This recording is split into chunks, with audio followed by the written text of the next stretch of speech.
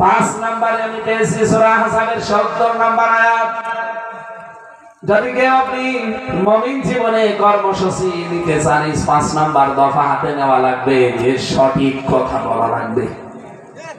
দিন যত ভালো খারাপ হোক, কোন দিকে তাকানো যাবে না, সঠিক কথা বলা লাগবে। ইয়া আইয়ুহাল্লাযীনা আমানু তাকুল্লাহা ওয়া কুলু কাওলান সাদীদা। ঈমানদারেরা আমাকে ভয় করো, আর কথা যখন বলবা সোজা কথা, সঠিক কথা বলবা। ইউসলিহ লাকুম আমালাকুম ওয়া ইয়াগফির লাকুম যুনুবাকুম।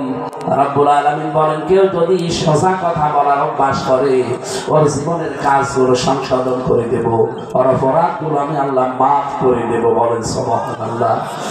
মুমিন জীবনের 6 নম্বর কর্মসূচি হচ্ছে, এই পৃথিবীতে একমাত্র বিশ্ব নবী খ্যাত। আইয়ুহাল্লাযীনা আমানু তাকুল্লাহা ওয়া আমিনু বিরাসূলিহি। ঈমানদাররা আল্লাহকে ভয় করো। এখানে আমিনু বিরাসূলিহি, রাসূলের প্রতি ঈমান আনো মানে তার আদর্শ মেনে নাও। বলেন সুবহানাল্লাহ। এক একটা আয়াতের ভেতরে লক্ষ লক্ষ কথা তাফসীর আমি পড়েছি, এখন সময়ও নেই আর আমার বলাও পারবে না, খুব তাড়াতাড়ি করছি। 7 নম্বরের দফা মুমিন জীবনের সূরা হাশরের 18 নম্বর আয়াতে আল্লাহ দিয়েছেন, ইয়া আইয়ুহাল্লাযীনা আমানু তাকুল্লাহা ওয়াল তানজুর নাফসুম মা কদ্দামাত লিগাদ ওয়াত্তাকুল্লাহা ইন্নাল্লাহা খাবীরুম বিমা তা'মালুন।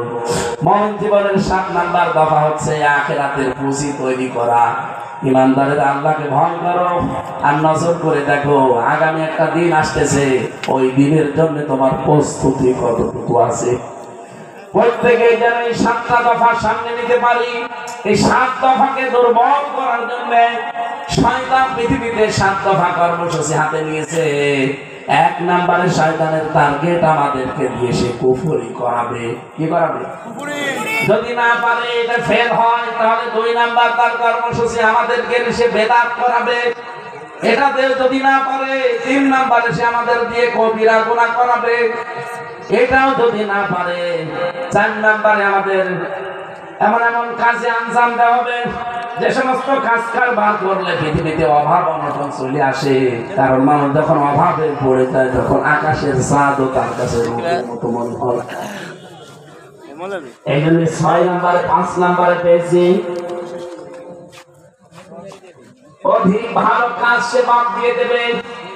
কাজ আপনি করছেন, এই যে আমি ব্যবসা করি, একটা কাজ করি, দোকানদার করি, কাজ করি, কিন্তু হঠাৎ নামাজের সময় এসে গেল, শয়তান হয়তো ধোঁকা দিয়েছে কোনো কায়দায়, বলবে তুই তো কাজে আসিস। নামাজও একটা আল্লাহর কাজ, এই কর্মজীবনও আল্লাহর কাজ, আর দুটাই না।